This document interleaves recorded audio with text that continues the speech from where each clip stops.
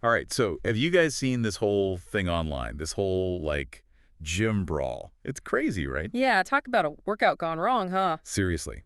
This week, we are diving deep into this crazy gym altercation between Mike Van Wyck and Jeff Nippard. It's got everyone talking, and it really makes you think about what's going on in the fitness world these days. Well, and what's really interesting here is that it brings to light this tension that's already been brewing, between like the science-based fitness crowd and, well, everyone else. Right. It's like October 21st in Yeah. Ontario, and Bam Van Wyck allegedly jabs Nippard in the throat. Twice. Yeah, I saw that. And then, of course, someone caught it on camera security footage, and boom, it's all over the internet. Luckily, Nippard's okay, he even got a CT scan and everything to be sure. Good thing, too. Seriously. But, and this is important, this wasn't like some random outburst. These two had beef, like a whole simmering social media feud going on before this even went down. Oh, absolutely. And that context, you cannot ignore that. It's like, imagine, if Sherlock Holmes waltzes into a crime scene, he's not just going to ignore all the stuff leading up to it. Right.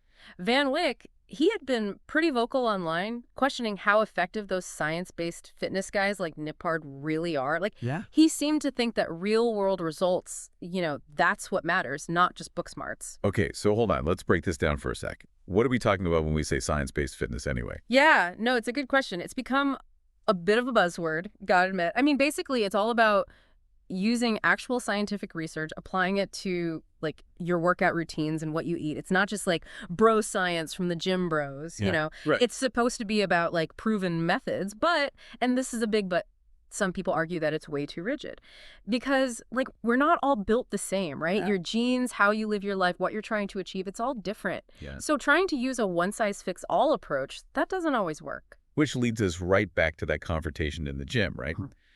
Van Wyck had already been pretty open about his criticisms, so you got to figure that just added fuel to the fire when they came face to face. Totally. It's like he might have genuinely seen Nippard's whole approach as just like straight up inferior, And that probably, you have to imagine, had some influence on how things went down. Yeah, and then there's the whole aftermath. So Nippard, he goes on Instagram, right? He doesn't try to sweep the incident under the rug, even mentions the security footage, but, and this is smart, he makes sure to point out all the support he's been getting. Smart move. He's not like downplaying what happened, but he's definitely framing it in a way that works for him. For sure. And here's where it gets even more interesting. So the whole online fitness community, total split down the middle. You got some people side with Van Wyck, this whole old school versus new school thing, gut instinct versus relying on all the data.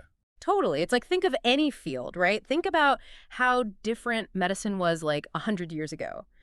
We are always learning new stuff, changing our minds, having these debates. And in the fitness world, that's playing out in the gym and obviously online. It's kind of overwhelming, honestly. I mean, even as someone who, just works out casually, trying to keep up with all the advice, all the different methods, it's like drinking from a fire hose. Totally. It's a bigger problem, too. Like, we're bombarded with information constantly. Right. And especially when you're talking about something specific like fitness, it's easy to get lost in this sea of opinions, some of them totally contradicting each other.